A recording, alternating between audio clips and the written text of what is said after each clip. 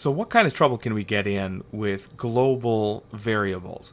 Now, remember, if here inside of create new user, I make a change to user ID, that change is really and truly made to the value of the variable that's here inside of my main. So that is making a change to the one and only copy I have of user ID. Here, account balance equals 0. That action is making a change to the one and only copy I have of the double value or the double variable account balance. Here, this is no big deal, right? I'm just making a display. So I've got display, new user, last name was created. There's no change happening here. So what if we take this just a little bit farther? What is the potential danger for using global variables? Now, I've taken the same main algorithm here. That's my main line right up through here. And really the only thing I've done is add a couple of mostly useless little subordinate modules down here. New user ID, the very same new user ID here from the previous example. This time we're just incrementing it, right? So we're taking the old user ID plus 1 and we're saving that value back here into user ID. Here, print account balance, just like this display was in the previous example. The purpose of print account balance would just be to literally print the account balance. In this particular case, there are no changes being made to this double value, which is account balance. But here in change account balance, what I'm doing is I'm taking account balance minus credits, adding debits, and I'm saving that value back here into the variable account balance. Now, here's the problem. Down here, someplace. Now, if this was a much larger, banking software, we would have, hundreds or thousands, low thousands probably, of these individual small purpose-built modules. And that's exactly what we would be expecting. But if we had a global, so remember that is available to every subordinate module. If we have a global account balance, this is going to be for essentially everyone. So when I come through with my relatively paltry account balance, that's going to be a problem for somebody who has a huge account balance, right? Because when they process their request after having processed my request, account balance is going to be whatever the data was that was read into it beforehand.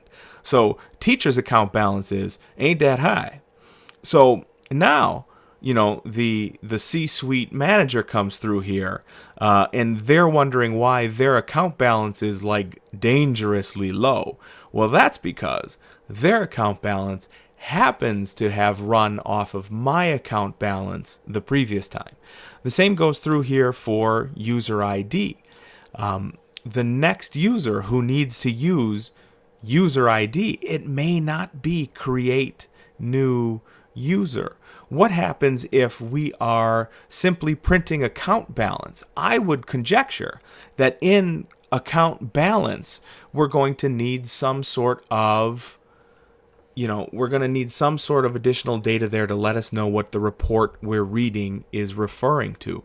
Probably we're going to have a user ID that does not match the account balance because both of these are global and there's no way to say when the last time these were called so that the program can make changes to them. So this can be a tremendous issue, but that doesn't mean it has to be an issue. There are absolutely positively times where it's perfectly okay to have global variables. If we think back to some of our previous examples, so I'm just going to find us something that's similar to a previous example. Here, this is something we've done several times before, right? We are prompting the user for numbers. In this case, it's going to be a numerator and a denominator. If these, numerator and denominator, if these are global variables, that means any place else down here in my program that I'm going to refer to numerator and denominator, really what I'm referring back to is, the ones that I got from my user. From a storage perspective, that works out pretty good, right? So I've got one numerator, one denominator, which means I have a total of 2 storage spaces someplace out there in memory, right? And that means I'll only ever be using 2 storage locations to house that instead of copies and copies and copies. And we're going to see what that can do later here as we go through the chapter. So that's a potential negative for global values. But, that is not to vilify them in all circumstances. Certainly there's places where we would use global data when we have a counter that we want to use for everything. If you think about having arrays, right? So I have array number, I'll call it letter A, and I've got array letter B here, and I want to have the same action on array A be applied to array B. If I use a global counter, so I'm going to call that C for counter, that's going to be applicable to both array A and array B, and then I don't have to worry about, am I doing the same thing to array B as I am to A, because I didn't have another variable to take care of that. In that case, we don't have to worry about that.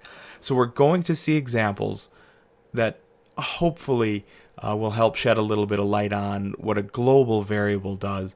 But again, the payout here is really going to be when you get to a compile and a runtime environment, where the idea of a global variable really has a substantive, tangible impact.